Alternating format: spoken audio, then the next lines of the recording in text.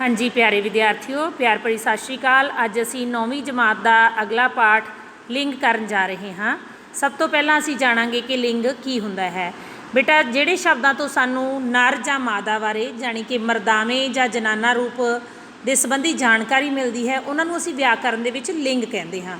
जिन्हां शब्दां तो सानू पता लगदा है कि ये शब्द मरदावा भाव है जां जनाना रूप है, तां उन्हां नूं असी व्याकरण दे विच लिंग आखदे हाँ। जिवें मुंडा कुड़ी, घोड़ा घोड़ी, सोटा सोटी, मेज़ कुर्सी।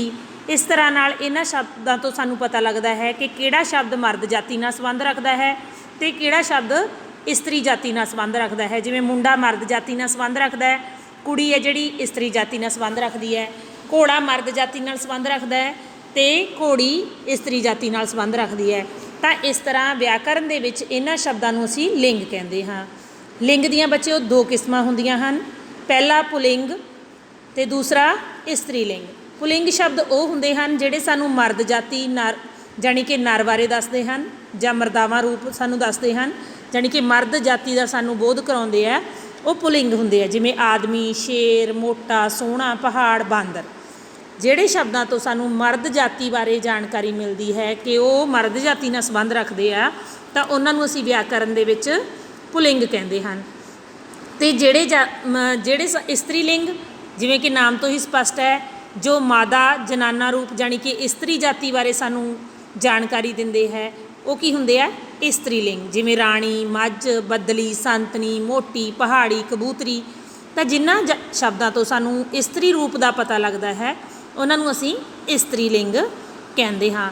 इस तो इलावा बच्चों जिहड़ियां बेजान चीज़ां हुंदियां उन्हां दे लई भी पुलिंग ते इस्त्री लिंग दोनों अड अड वर्गां दे विच उन्हां नूं वंड लिया जांदा है। जिवें मेज़ पुलिंग है, इस ते कुर्सी इस्त्री लिंग है, कापी इस्त्री लिंग है, किताब इस्त्री लिंग है, ते चरखा पुलिंग है, हथौड़ा पुलिंग है, हथौड़ी की है इस्त्री लिंग, रस्सा पुलिंग रस्सी इस्त्री लिंग, दातरी इस्त्री लिंग, दात पुलिंग, सूई इस्त्री लिंग, सूआ पुलिंग।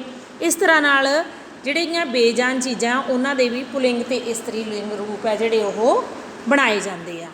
इस तो इलावा इहदे कुछ नियम है बेटा, पुलिंग तो इस्त्री लिंग दे विच बदलण दे कुछ नियम है जिहड़े, जे नाम दा अखीरला वर्ण मुक्ता होवे तां पिछे बिहारी ला के जां नी नी कन्नाड़ी जां की ला के उसका इस्त्री लिंग बनाया जाता है। सब तो पहला आपां बिहारी लाउण वाली गल करदे हां। बिहारी दे विच जिवें सुनियार सुनियारी, ठीक है, सुनियार दे मगर कल्ली बिहारी ला के इस्त्री लिंग शब्द बन गया। अगे नी लाउण दा आपां उदाहरण देख लैंदे हां, सूर सूरनी, तां बाजीगर बाजीगरनी। तां एंड दे विच असीं अंत दे विच नी ला के इसदा इस्त्री लिंग बना सकदे हां। ते अंत दे विच नी ला के किवें बन जांदा है, जिवें साध साधनी, ठीक है, सप सपनी, संत संतनी। इस तरह अंत दे विच नी ला के कुछ शब्दां दे पुलिंग तो इस्त्री लिंग बनाए जा सकते हैं। अगला चौथा पॉइंट की है कि अंत विच कन्ना ला के भी इस्त्री लिंग बनाया जाता है। जिवें गायक गायिका, अध्यापक अध्यापका, लेखक लेखिका। इस तरह नाल अंत दे विच कन्ना ला के पुलिंग तो इस्त्री लिंग बनाया जाता है। उस तो बाद कई बारी अंत दा विच जिहड़ा कन्ना हुंदा है अते नाणा, नाणे नूं बिहारी ला के नी ला के अंत दे विच कन्ना अते नी ला के असी इस्त्री लिंग बनाउने आ। जिवें दिओर दिओराणी, सेठ सेठाणी, कन्ना भी लग गया ते नी भी लग गया। इस तरह नाल इस्त्री लिंग रूप है जिहड़े वो बनाए जाते हैं। तो एक होर हैगा जी, अंत दे विच ड़ी जां की ला के असी जिवें खंभ खंभड़ी, संदूक संदूकड़ी, बाल बालड़ी, ढोल ढोलकी। इस तरह कई शब्दों के अंत विच डी जां की ला के जिहड़े इस्त्री लिंग रूप बनाए जाते हैं। तो अगला पॉइंट है जी, अंत विच जिहड़ा कन्ना हुंदा है उसकी थां बिहारी ला के इस्त्री लिंग रूप बन जाता है। जिवें घोड़ा घोड़ी, चाचा चाची, इन्हां दे जिहड़ा कन्ना हुंदा है उहनूं हटा के बिहारी ला दित्ती जाती है तो इस्त्री लिंग रूप बन जाता है। तो अगले शब्द ने जिन्हां दे विच कन्ने की थां ते नन्ना ला के नवा इस्त्री लिंग रूप है जिहड़ा बन जाता है। जिवें सपेरा सपेरन, मछेरा मछेरन। तां कन्ना हटाता अते नन्ना ला के इस्त्री लिंग रूप बन गया। अंत विच बिहारी की थां ते नन्ना जां नाणा ला के भी बन जाता है। जिवें गुआंढी दा गुआंढण, ਸਾਥੀ ਦਾ ਸਾਥਣ, ਠੀਕ ਹੈ, ਮਾਲੀ ਦਾ ਮਾਲਣ, ਖਿਡਾਰੀ ਦਾ ਖਿਡਾਰਨ, ਸ਼ਹਿਰੀ ਦਾ ਸ਼ਹਿਰਨ।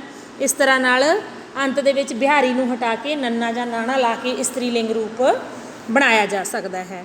ਉਸ ਤੋਂ ਅਗਲਾ ਹੈ ਜੀ ਅਖੀਰਲੀ ਬਿਹਾਰੀ ਨੂੰ ਬਦਲ ਕੇ ਨਾਣਾ ਬਣ ਜਾਂਦਾ ਹੈ। ਬਿਹਾਰੀ ਨੂੰ ਬਦਲ ਕੇ ਉਹਦੀ ਥਾਂ 'ਤੇ ਸਿਹਾਰੀ ਬਣ ਜਾਂਦੀ ਹੈ ਅਤੇ ਅੰਤ ਵਿੱਚ ਨਾਣਾ ਲੱਗ ਜਾਂਦਾ ਹੈ।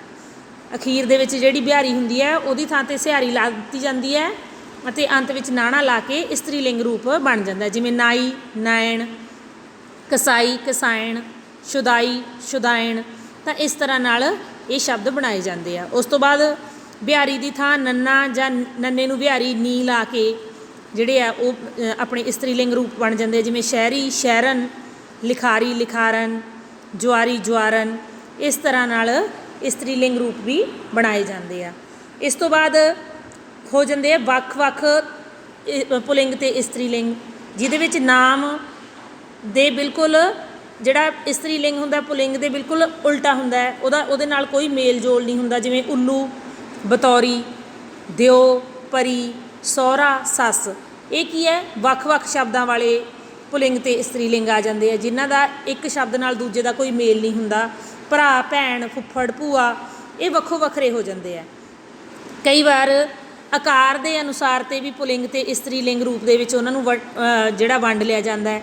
ਜਿਵੇਂ ਜੇ ਵੱਡਾ ਹੋਵੇ ਤਾਂ ਆਪਾਂ ਪੱਖਾ ਕਹਿ ਦਿੰਦੇ ਹਾਂ, ਜੇ ਛੋਟਾ ਹੋਵੇ ਤਾਂ ਪੱਖੀ ਕਹਿ ਦਿੰਦੇ ਹਾਂ।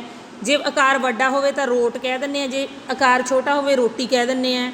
ਜੇ ਆਕਾਰ ਵੱਡਾ ਹੋਵੇ ਕੜਾਹਾ ਅਤੇ ਜੇ ਛੋਟਾ ਹੋਵੇ ਤਾਂ ਕੜਾਹੀ। ਇਸ ਤਰ੍ਹਾਂ ਨਾਲ ਆਕਾਰ ਦੇ ਆਧਾਰ 'ਤੇ ਵੀ ਹੈ ਜਿਹੜੇ ਪੁਲਿੰਗ ਅਤੇ ਇਸਤਰੀ ਲਿੰਗ ਰੂਪ ਬਣਾਏ ਜਾ ਸਕਦੇ ਆ।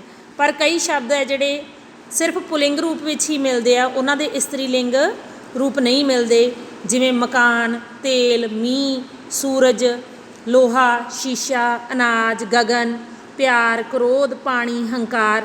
ਇਹਨਾਂ ਦਾ ਕੋਈ ਇਸਤਰੀ ਲਿੰਗ ਰੂਪ ਨਹੀਂ। ਇਹ ਸਿਰਫ ਸਾਨੂੰ ਪੁਲਿੰਗ ਰੂਪ ਦੇ ਵਿੱਚ ਹੀ ਇਹ ਸ਼ਬਦ ਹੈ ਜਿਹੜੇ ਪ੍ਰਾਪਤ ਹੁੰਦੇ ਹੈ। ਅਤੇ ਕਈ ਸ਼ਬਦ ਹੈ ਜਿਹੜੇ ਸਿਰਫ ਸਾਨੂੰ ਇਸਤਰੀ ਲਿੰਗ ਰੂਪ ਦੇ ਵਿੱਚ ਪ੍ਰਾਪਤ ਹੁੰਦੇ ਆ, ਉਹਨਾਂ ਦਾ ਕੋਈ ਪੁਲਿੰਗ ਰੂਪ ਨਹੀਂ ਹੈ, ਜਿਵੇਂ ਗਿਰਜ, ਇੱਲ, ਜੂੰ, ਇੱਟ, ਅੱਗ, ਸ਼ਾਂਤੀ, ਤਸਵੀਰ, ਹਵਾ, ਧਰਤੀ, ਕੰਧ, ਮੁਰਗਾਬੀ, ਰਜਾਈ, ਚਾਦਰ, ਜੋਕ, ਕੋਇਲ।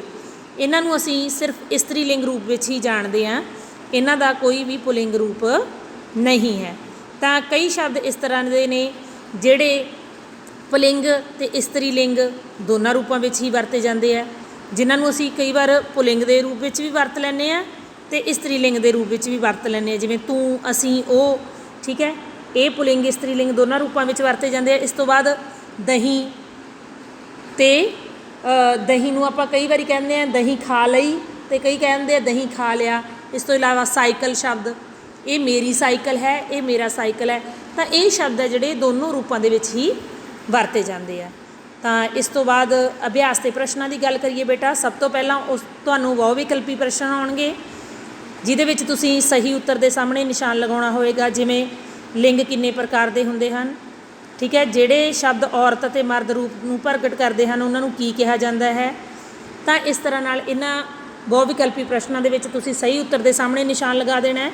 ਜਾਂ ਫਿਰ ਪ੍ਰਸ਼ਨ ਤੁਹਾਨੂੰ ਇਸ ਤਰ੍ਹਾਂ ਆਏਗਾ ਕਿ ਤੁਹਾਨੂੰ ਇੱਕ ਪੁਲਿੰਗ ਸ਼ਬਦ ਦੇ ਦਿੱਤਾ ਜਾਏਗਾ, ਉਸ ਦਾ ਤੁਸੀਂ ਇਸਤਰੀ ਲਿੰਗ ਸ਼ਬਦ ਬਣਾਉਣਾ ਹੋਏਗਾ, ਜਾਂ ਪੁਲਿੰਗ ਸ਼ਬਦ ਦੇ ਇਸਤਰੀ ਲਿੰਗ ਰੂਪ ਦੇ ਸਾਹਮਣੇ ਤੁਸੀਂ ਸਹੀ ਨਿਸ਼ਾਨੀ ਲਗਾਉਣੀ ਹੋਏਗੀ।